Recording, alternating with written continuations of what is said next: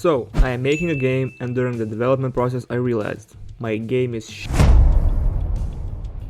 The movement is not nice, the combat system is bad, the enemies are vegetables. I could name 100 things where my game is bad. So, I decided to throw it all in the trash and start over. But this time, make everything right.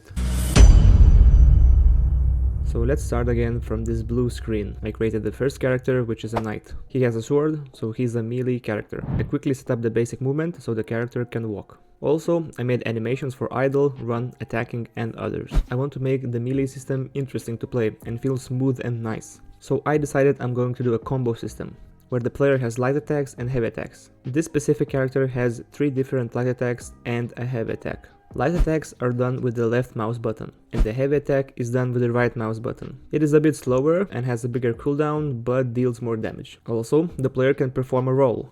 This roll negates all damage, and effects or traps.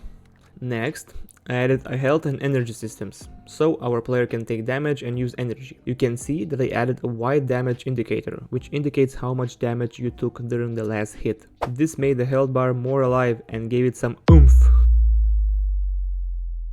Now, I want to show you how the actual combat would look like with enemies. The combat looks great, well, in my opinion. If you noticed, I added knockback to the enemies when they take damage, and the same to the player. Now this game will have a variety of different classes to play, like for example a knight, a mage, a rogue, a gunner, and so on. And each class will have their own light and heavy attacks and unique abilities. So here's the knight's abilities. The first ability is Mend Wounds, which heals the player. The second ability is Thunder Strike, which charges up an electric strike and smashes the ground, releasing electricity. This deals damage and stuns enemies in a small area near the hit. And the last ability, which is the ultimate ability, is Whirlwind Slash. The knight slashes the sword around him, dealing massive damage in a wide area. And here how it looks in combat. I think this ability set perfectly fits the knight, giving him damage and survivability.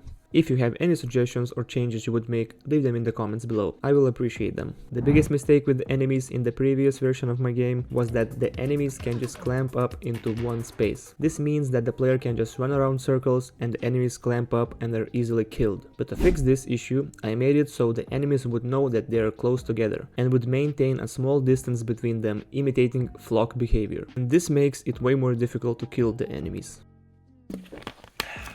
Now I quickly remade the traps from the previous version and added one more, so let's get through them if you did not see them. First is the spike trap, which is simple. You step on it and you take damage. Next is the saw. The saw is an easy trap, but can get frustrating during intense combat.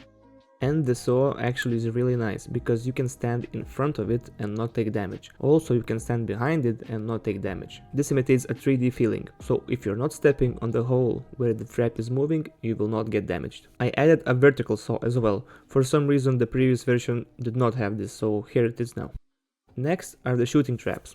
First one is the arrow launcher. It is a trigger based trap, meaning it will only shoot you if you go past its detection range. Next is the hole in the wall. It is the same as the arrow launcher, but it deals more damage and shoots faster. And the last one is the face statue. It shoots between random times each time and has a little bit more damage. And now my favorite, the pitfall trap. This trap is great, and I think a lot of players will fall for it. You get it? Fall for it? Pitfall? Because it is hard to detect it. If you look really close, you can see them. See if you can spot all of them.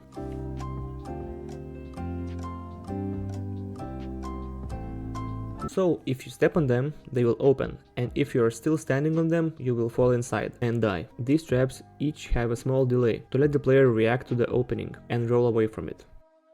After the traps, I made a new enemy, Pink Imp. This enemy is ranged and shoots pink fireballs, which explode on impact, dealing damage. But this enemy is not that great of a shooter, because it just shoots straight to the player, meaning it is easy to avoid the bullets if you just circle around the enemy. And this is a no-no. This game must be hard. So I made it so the shooting enemies will predict the player. These predictions are not perfect, but they are way more challenging than before just straight shooting. It really isn't. Sometimes you can just feel the rage that you got MLG predicted by a pink guy.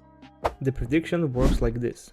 Before shooting, the enemy knows the last player's position, and he checks if the player moved away from that position more than 1.5 meters. If he did, the enemy will shoot towards the player's moving direction. This wraps up the whole video. With this single devlog I managed to make the game 100 times better. Well, at least I think so. What do you think? Don't forget to like and subscribe, and leave any feedback in the comments. Thanks!